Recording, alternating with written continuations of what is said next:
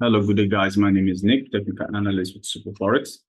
Today, we are looking at the analysis on the currency pair Euro GBP, and as usual, we'll be talking about fundamentals before we move right down to technicals, which is purely what we've seen on the chart. Now, currently, we're seeing that Euro GBP remains capped under the mid 0.860s ahead of the Eurozone HICP data, while Euro GBP drifts lower to 0.8630 ahead of the Eurozone report. ECB's Vassal said the ECB would need at least until spring to evaluate its policy stance. Investors anticipate the Bank of England to cut rates 5 times next year due to the recent drop in annual inflation and annual earnings growth.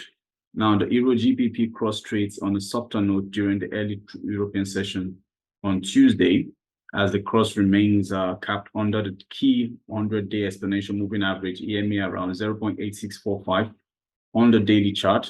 And of course, investors await the Eurozone Harmonized Index of Consumer Prices report for a fresh impetus. Now, the headline HICP is expected to drop 0.5% on a monthly basis in November, while the core HICP is projected to decline 0.6% MOM in the same period at press time, and Euro GBP is trading near the 0.8631, down 0.03% on the daily time frame.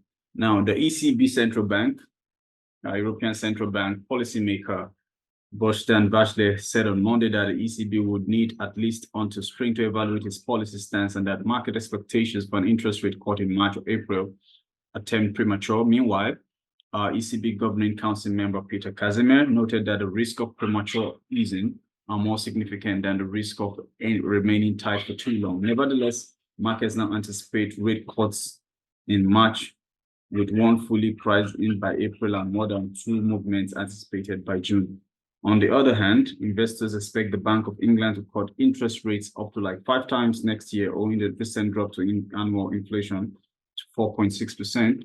and the decline in the estimate of annual earnings growth from 8% to 7.2%. However, BOE policymaker Ben Broadbent said that in the current uncertain situation, it was premature to conclude that the labor market is pulling and the central bank needs so much steeper than expected for more ongoing showing of pay growth before declaring the battle against wage inflation to show that it has been won. And on the technical aspect, we have seen that a total rush down of the for the bearish market, and we are expecting to move to the latest support. We have 2 support marked out at about 0.85848 and 0.85661. So if the first TP is being hit at from this entry point to this point, which is about 21 pips, and then an extension should be about 41 pips from there, 20 pips added onto that, which of course was good money.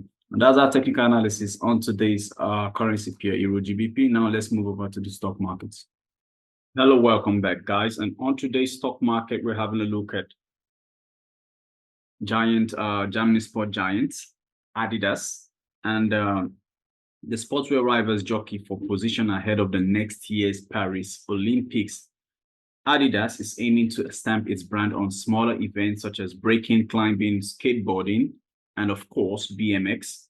You know, after the high-profile fallout with Ye, the artist, previously known as Kanye West, it ended its highly profitable Yeezy shoe line. Adidas CEO John Gordon is seeking to reboot its image. And the Olympics are a key arena for this global sportwear giants that spend millions sponsoring outlets, sports federations, and national team, and as well as on events of marketing. But recently, we have been headlining that Adidas is pursuing the edge in new sports. And, you know, what could this actually be? It's more like a shift back to sports rather than celebrities. It's a key part of the game plan by the CEO Gilding, who took over Adidas at the start of 2023 to turn around its fortunes. And this is a tactic which will face its biggest international test in Paris in 2024. For whatever reason, the old strategy here was to focus more deeply on fewer sports. And I'm the opposite. I want Adidas again to be in the smaller sports and to be visible, as being said by the CEO Adidas. Now, a successful Olympics is a must if Adidas is to win back market share it has lost to its rivals over the past 4 years and reward investors who are pinning their hopes on the new administration, Gideon and Co. Now, shares also in Adidas, the second largest sportswear group by global market share, are up more than 50% so far this year, outpacing Nike and Puma after 2 consecutive year losses. With the main focus for Adidas is still on the big Olympic sports like athletics, working on more niche disciplines, stretches, design teams, and generating ideas for more mainstream products like running shoes and a lot more. Now, we are going to see this purposefully on the chart because we are expecting a push up following a very important touch of this valid support zone at 187.65. So it has tested twice, and a retracement is looking to the upside at 198.17. So we're to make an entry at this point and let our trade run up to the 197.80 zones. We are looking at nothing less than 55 to 60 pips from that point, of course, which is good money. Now, that's our technical analysis on today's stock market. Adidas. I remain your host, Nick. Bye for now.